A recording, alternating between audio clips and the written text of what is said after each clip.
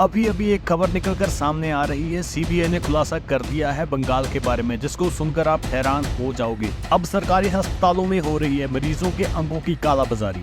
Kolkata murder case को खोजते खोजते सीबीआई वहां पर पहुंच गई है, जिसके बारे में किसी ने सोचा भी नहीं था। सीबीआई ने बड़ा खुलासा किया है कि अंग बांग्लादेश भेजे जा रहे हैं और 200 करोड़ का भ्रष्टाचार हो चुका है। और यही बातें निकलकर सामने आ रही है कि संगीत घोष ऐसी कालाबाजारी कर रहे थे, हॉस्पिटल में रहकर मरीजों के अंग निकालकर बेचे जा रहे थे। जब से कोलकाता मर्डर का मामला सामने आया है, बहुत सारे तार और निकल चुके हैं, जिससे ये पता चला है कि हॉस्पिटल में क्या कुछ और चल रहा था और हॉस्पिटल में और बहुत सारे अवैध काम हो रहे थे, जिनकी बातें निकलकर सामने आ रही है। ये दावा सीबीआई कर रही है। और ऐसा भी हो सकता है कि ट्रेनिंग डॉक्टर को सारा कुछ पता चल गया हो कि हॉस्पिटल में चल क्या रहा है, और इसीलिए उसको साइड पे करने के लिए उसको मार दिया गया। के बाद ये खबर उड़ा दी गई कि सुसाइड कर लिया गया है, लेकिन वो सुसाइड नहीं था, उसको मारा गया। और इस केस में झूठ क्यों बोला गया, इसके बारे में भी सीबीआई पूछताछ कर रही है। इसके लिए उन्होंने 51 पुलिस कर्मियों से पूछताछ की है, क्योंकि एक रेप केस को सुसाइड केस पेश करने की कोशिश की गई थी। और इन सारी बातों के कारण ही लोग बोल रहे हैं कि ममता बनर्जी इन सबको बचाने की कोशिश कर रही है। इसी बात पर अमित मालवीय ने एक ट्वीट किया है, जिसपे उन्होंने लिखा हुआ है, दीप घोष जो कि आरजीकर कॉलेज के पूर्व प्रिंसिपल थे, उन्होंने ही ये काम करवाया है अपने गुर्गों की तरफ से, क्योंकि लगता है कि लड़की को सारा कुछ पता चल गया था और इसलिए सबका बचाव करने के लिए पहले ये बात उड़ा दी गई कि उसने सुसाइड किया है। और संदीप घोष के द्वारा 200 करोड़ के अंग बेचने की बात भी उन्होंने कही है। मरीजों के अंग निकालकर बेचे जाते थे और बड़ा पैसा कमाया जाता था। ये तमाम सवाल उन्होंने अपने ट्वीट में ममता बनर्जी से पूछे हैं। सरकार ने कोलकाता रेप मर्डर केस के विरोध में इस्तीफा दे दिया। लेडी डॉक्टर से रेप और मर्डर केस पर सुप्रीम कोर्ट में सुनवाई जारी। कोलकाता के आरजीकर मेडिकल कॉलेज और हॉस्पिटल में ट्रेनी डॉक्टर के साथ रेप और उसकी हत्या में सुप्रीम कोर्ट में सुनवाई जारी है। सुप्रीम कोर्ट ने सीबीआई से स्टेटस रिपोर्ट की मांग की।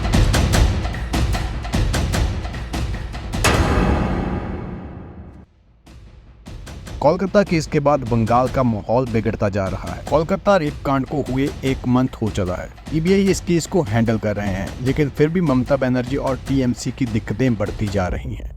बंगाल में 2007 में एक प्रोटेस्ट हुआ था, जिसको सबसे बड़ा प्रोटेस्ट माना जा रहा था। वो प्रोटेस्ट नंदीग्राम प्रोटेस्ट था, लेकिन उसके बाद ये प्रोटेस्ट बड़ा प्रोटेस्ट माना जा रहा है। फर्क सिर्फ इतना है कि उस टाइम लेफ्ट फ्रंट सरकार पावर में थी और ममता बनर्जी उनके अगेंस्ट थे। लेकिन उसके 13 साल बाद ममता बनर्जी पर लोगों का गुस्सा इस प्रकार भड़क रहा है, उनको खुद को ये बात समझ नहीं आ रही कि वो किस प्रकार लोगों के भड़कते हुए गुस्से को शांत करें। अब बात आरजीकर कॉलेज की नहीं रह गई। अब लोगों का गुस्सा भड़क रहा है उस सिस्टम के खिलाफ जो लोगों के लिए जेन्युइन नहीं है। ये मुहिम पूरे करप्ट सिस्टम के खिलाफ शुरू हो चुकी है और ये ममता बनर्जी के कार्यकाल का शायद सबसे बुरा टाइम हो। आरजीकर मेडिकल कॉलेज की खबर आने के बाद सारा सिस्टम इस प्रकार हिलता है कि सरकार की सारी खामियां आगे आ जाती हैं और लोगों को मौका मिल जाता है उनके खिलाफ खड़ने का। आरजीकर के प्रिंसिपल के टीएमसी के साथ लिंक इसमें और वृद्धि कर देती है। लोगों का सरकार के खिलाफ होना कहीं न कहीं जायज भी लग रहा है, क्योंकि इस केस को हुए 1 मंथ हो चुका है। यानी कि आरजीकर हॉस्पिटल में हुई वारदात को हुए 1 मंथ हो चुका है, लेकिन अभी भी सरकार और पुलिस किसी मेन सिट्टे पर नहीं पहुंच सकी। हालांकि सीबीआई इस पर काम कर रही है, मगर फिर वो बात कौन सी है जिसकी वजह से लोगों का ममता बनर्जी सरकार से विश्वास उठ रहा है। और एक बात और कि जूनियर डॉक्टर्स की कौन सी मांग है जो सरकार नहीं मान रही, और क्या ऑपोजिशन इस बात का फायदा उठा रहे हैं, और क्या बात है कि सीबीआई इस पे बहुत स्लो काम कर रही है। क्या आरजी कॉलेज का प्रोटेस्ट ममता बनर्जी के खिलाफ उस प्रकार ही जाएगा जैसे दिल्ली में निर्भया प्रोटेस्ट के बाद शीला दीक्षित का हुआ था? बातों को जानना बहुत जरूरी है। जूनियर डॉक्टर्स ने जो अपना प्रोटेस्ट शुरू किया था, कोर्ट का ऑर्डर आता है कि 5 बजे तक आप ड्यूटी पर हाजिर हो जाओ, नहीं तो स्टेट गवर्नमेंट की तरफ से आप पर एक्शन लिया जा सकता है। और इस बात पर वहां के वकील ने ये हवाला दिया था कि हॉस्पिटल के मरीजों को देखते हुए ये फैसला लिया गया, और ये भी कहा गया था कि 23 मरीजों की डेथ इस वजह से हुई है कि उनको प्रॉपर इलाज नहीं मिला। इस वजह से डॉक्टर्स को अपना प्रोटेस्ट छोड़कर अपनी ड्यूटी पर दोबारा आ जाना चाहिए, ताकि मरीजों को कोई प्रॉब्लम ना आ सके। मगर इतना होते हुए भी वहां के डॉक्टर्स ने अपना प्रोटेस्ट जारी रखा और उन्होंने सरकार से मिलने के लिए भी मना कर दिया, और उन्होंने गवर्नमेंट से बात करने के लिए इसीलिए मना किया क्योंकि उन्होंने कहा कि जो गवर्नमेंट की तरफ से इन्विटेशन आया था उसकी लैंग्वेज अच्छी नहीं थी। जूनियर डॉक्टर्स ने अपनी एक बात क्लियर कर दी है कि उनका जो प्रोटेस्ट है, Kolkata police commissioner, health secretary, director of health service and director of medical education, ये लोग जब तक इस्तीफा नहीं देते तब तक ये प्रोटेस्ट बंद नहीं होगा। मगर इसके ऑपोजिट बंगाल सरकार का कहना है कि वो तो सारे काम कर रही है। उन्होंने तो ये केस सीबीआई को भी दे दिया है और उन्होंने एंटी रेप बिल भी इंट्रोड्यूस किया है। इसके अलावा उन्होंने डॉक्टर्स की सेफ्टी के लिए भी बहुत सारे कदम उठा लिए हैं। जूनियर डॉक्टर्स के साथ बातचीत करने के लिए भी प्रयास किए जा रहे हैं और इसी प्रकार सरकार तो अपनी तरफ से सारे काम कर रही है और फिर भी 23 लोगों की जानें जा चुकी हैं हॉस्पिटल में। उसका कारण है कि उनका प्रॉपर तरीके से इलाज नहीं हो सका, क्योंकि डॉक्टर्स ने जो प्रोटेस्ट किया है उनकी वजह से ये सारा कुछ हुआ है। इतना कुछ होने के बाद आरजीकर कॉलेज ने बहुत सारे डॉक्टर्स को नोटिस भेज दिया है कि उनको इंक्वायरी कमेटी के सामने पेश होना पड़ेगा। कईयों को तो कैंपस से बर्खास्त कर दिया गया है, वो कॉलेज की कोई भी एक्टिविटी में शामिल नहीं हो सकते। डॉक्टर्स के साथ अगर इतना कुछ होता है तो वो प्रोटेस्ट पर ना जाए तो और क्या कर सकते हैं। के चलते हुए Delhi based federation of residents association of India ने ये संकेत दिए हैं कि वो इस एजिटेशन के सेकंड फेज के बारे में सोच रहे हैं। ममता बनर्जी पर एक और इल्जाम ये लगा है कि उन्होंने सुप्रीम कोर्ट को हॉस्पिटल्स में हुई डेथ्स का गलत आंकड़ा बताया है ताकि सुप्रीम कोर्ट को भी गुमराह किया जा सके। और साथ ही में Indian Medical Association of West Bengal का भी यही कहना है कि सुप्रीम कोर्ट का रवैया भी थोड़ा गलत है इसमें कि आप जूनियर डॉक्टर को फोर्सफुली बुला रहे हो ड्यूटी पर, कि कोलकाता केस में अभी तक जस्टिस भी नहीं मिला। साथ ही उनका ये भी कहना है कि सीबीआई बहुत स्लोली काम कर रही है इस केस पर और जूनियर डॉक्टर भी इस बात का ख्याल रख रहे हैं कि इस केस में पॉलिटिक्स ना आए। और कई जगह पर यह भी देखा गया है कि जब प्रोटेस्ट में नेतागण आए हैं तो उनको भगा दिया गया है वहां से। कोशिश की जा रही है कि इस केस में पॉलिटिक्स ना आ जाए, मगर इस बात का कहीं ना कहीं ओपोजिशन पार्टियों को फायदा तो हो रहा है। अभी तक प्रोटेस्ट चल रहा था शांतिपूर्वक, मगर यहाँ पर एंट्री होती है एक नई सोसाइटी की, पश्चिम बंगाल छात्र समाज, जिनका कोई बैकग्राउंड, कोई रजिस्ट्रेशन नहीं है। लेकिन 27 अगस्त को वो रैली निकालते हैं जिसमें हजारों लोग शामिल होते हैं। उन्होंने कहा कि इस केस के जो भी दोषी हैं उनका ममता बनर्जी बचाव कर रही हैं और इसलिए ममता बनर्जी को सबसे पहले इस्तीफा देना चाहिए और इस्तीफे की मांग लेकर वो सड़कों पर उतरे। और इसी से पहले सारा माहौल शांतिपूर्वक चल रहा था, मगर इसके बाद जो खून खराबा देखने को मिलता है। और जूनियर डॉक्टर को इस बात का पता लग गया था कि जो पश्चिम बंगाल छात्र समाज आया है उनमें से कुछ मेंबर जो है वो आरएसएस के मेंबर है, इसलिए उनसे दूरी बनाकर रखा जाए इस केस में। और इस बात के बारे में पता लगने के बाद ममता बनर्जी का भी यही कहना है कि इस केस में अब पॉलिटिक्स ऐड हो रही है, जिस कारण ये सारा कुछ हो रहा है। ममता बनर्जी का यही कहना है कि ये धीरे धीरे खुद ही शांत हो जाएगा और इसलिए ममता बनर्जी अगर अपनी ओपोजिशन पार्टी के बारे में कुछ भी बोलती है तो लोगों को इसका कोई फर्क नहीं पड़ता। ये मामला सॉर्ट आउट हो सकता था अगर उस टाइम जब ये केस हुआ था तब ममता बनर्जी डॉक्टर्स के साथ बैठकर सारा मामला ठंडा कर देती, मगर अब ये मामला गर्मा गया है और इसको शांत कैसे करना है ये किसी को समझ नहीं आ रहा और इसका रिजल्ट क्या होगा ये आगे देखने के बाद ही पता चलेगा।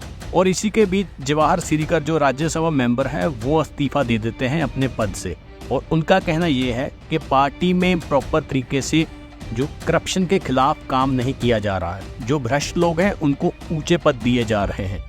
और उनका ये भी कहना है कि मुझे लगता था कि ममता बनर्जी जो आरजीकर कॉलेज की मामला है वो उसको जल्दी शांत कर देंगी, उसको जल्दी सॉर्ट आउट कर देंगी, लेकिन उनसे ये नहीं हुआ। उनका कहना है अब जो कदम वो ले रहे हैं वो सही नहीं है, उसमें बहुत देरी हो चुकी है। अब लोगों का गुस्सा इस प्रकार बढ़ चुका है कि इनको शांत करना थोड़ा मुश्किल लग रहा है। लोगों का भी यही कहना है कि सीबीआई के आने से पहले पुलिस ने इस केस को बहुत बार दबाने की कोशिश की है, बहुत कुछ ऐसा किया है जिससे इस केस को बंद किया जा सके और इसीलिए लोगों में आक्रोश और गुस्सा भी है इस केस के लिए कि जिस प्रकार ये घिनौना काम हुआ है उसको जल्दी से जल्दी दोषियों को पकड़कर उनको सजा देनी चाहिए थी। लेकिन इसमें 1 महीना बीत चुका है लेकिन अभी तक कुछ भी क्लियर होकर सामने नहीं आया कि कौन दोषी है और क्या चल रहा है इस केस में। और जिस प्रकार आरजीकर कॉलेज में उस बाथरूम को ढाकर सबूत मिटाने की कोशिश की गई है, लोगों में इस बात का भी गुस्सा है कि उन्होंने कोशिश की है सबूत मिटाने की। और ऐसी बहुत सारी बातें हैं जिनको सुनकर, जिनको देखकर लोग भड़क गए और लोगों ने सरकार के खिलाफ होने का फैसला ले लिया। जिस प्रकार ये घिनौना काम होता है उसके बाद प्रिंसिपल को वहां से हटाकर दूसरी जगह पर भेज दिया जाता है ट्रांसफर करके, यानी कि उन पर एक्शन लेने की बजाय उनका ट्रांसफर कर दिया जाता है। हालांकि बाद में प्रिंसिपल पर एक्शन ले लिया गया था मगर लोगों में आक्रोश तभी आ गया था जब ये सारा कुछ देखने को मिल रहा था। मगर लोगों का यही कहना है कि ममता बनर्जी इन्वॉल्व है इस केस में, जिस वजह से जो दोषी है वो बचा जा रहा है। के बाद जब सीबीआई जाती है, संजीव घोष के घर इंक्वायरी होती है, तो बहुत सारे नए चिट्ठे खुल जाते हैं जिसमें खास पता चल जाता है कि वो दोषी हैं और उन्होंने ऐसे काम किए हैं जिनकी वजह से ये सारा कुछ हुआ है। अगर ये इतना घिनौना केस ना होता तो शायद ठंडा हो सकता था, मगर इसमें हुआ क्या? अगर कोई हॉस्पिटल के अंदर लेडीज डॉक्टर सेफ नहीं है तो बाहर क्या कुछ हो सकता है, ये सोचने वाली बात है। और लोगों में भी इस बात का ही गुस्सा है कि सरकार को सख्त से सख्त एक्शन लेना चाहिए था, क्योंकि हॉस्पिटल के अंदर ये काम हुआ था। और इसी बात का मुद्दा उठाना तो बनता है कि कहाँ है हमारी सेफ्टी, कहाँ है औरतों की सेफ्टी। और अगर औरत अपने काम पर सुरक्षित नहीं है तो बाहर उसका क्या कुछ हो सकता है। इसी बात के लिए लोग अड़कर खड़े हो गए हैं, क्योंकि जो बातें निकलकर सामने आ रही हैं उनमें से यही बात क्लियर हो रही है कि ये वुमेन सेफ्टी का मामला है। मृतक को वहाँ की सिचुएशन के बारे में पता लग चुका था कि यहाँ पर क्या कुछ चल रहा है, और यही माना जा रहा है कि उसको एलिमिनेट करने के लिए ये कुछ हुआ है। और यही कारण है कि इस स्टोरी को सबके सामने लाना बहुत ज़रूरी है कि वहाँ पर क्या कुछ चल रहा था, किस वजह से इतना बड़ा कदम उठाया गया। क्या इस वजह से उसका सफाया किया गया कि उसको सारा कुछ पता चल चुका था और वो सारा कुछ लोगों के सामने रखने जा रही थी? वो बात क्या है जिस वजह से ये कुछ किया गया उस बच्ची के साथ? और असल कहानी क्या है? लोग यही जानना चाहते हैं कि असल में कहानी क्या है, वहाँ पर क्या चल रहा था जिस वजह से लड़की के साथ इतना बड़ा कदम उठाया गया, उस बच्ची के साथ दरिंदों ने इतना बुरा काम किया। जो बात सरकार के लिए खतरनाक साबित हो सकती है वो ये है कि इसमें एक तो स्टूडेंट इन्वॉल्व है, दूसरा ये इसमें लेडीज़ इन्वॉल्व है। एक लड़की के साथ घिनौना काम हुआ है और इसकी एंडिंग कहाँ पर होती है ये सोचना तो बहुत मुश्किल है। मगर ऐसे प्रोटेस्ट बड़ी बड़ी सरकारों को गिरा सकते हैं और यही कुछ अभी देखने को मिल रहा है। अभी ये भी बात सामने आई है कि 30 मेंबर्स की टीम सरकार को मिलने के लिए राजी भी हो गई है। ये देखना बाकी है कि रिजल्ट क्या निकलता है। अगर थोड़ी सी कोशिश सरकार भी करती है नीचा होकर बात करने की तो शायद सारा कुछ सॉर्ट आउट हो भी सकता है, मगर अगर सरकार का रवैया वही रहा उंगली दिखाने वाला तो शायद मामला भटक सकता है। और यही देखना बाकी है कि आगे आने वाले टाइम में क्या कुछ सामने आ सकता है। और इसी का दूसरा एंगल सीबीआई को लोग कह रहे हैं कि वो जल्दी रिजल्ट नहीं दिखा रही, तो सीबीआई का भी यही कहना है कि बहुत सारे सबूत मिटा दिए गए हैं और इसीलिए इस केस में देरी आ रही है, क्योंकि एक एक्यूज्ड है जो पकड़ा गया है जिसने सारा कुछ किया है, उस पर ही बात आ रही है। ये मामला कोई गैंग रेप का नहीं है, एक ही दोषी है और उससे पूछताछ की जा रही है और बहुत सारे सबूत मिटाए जा चुके हैं।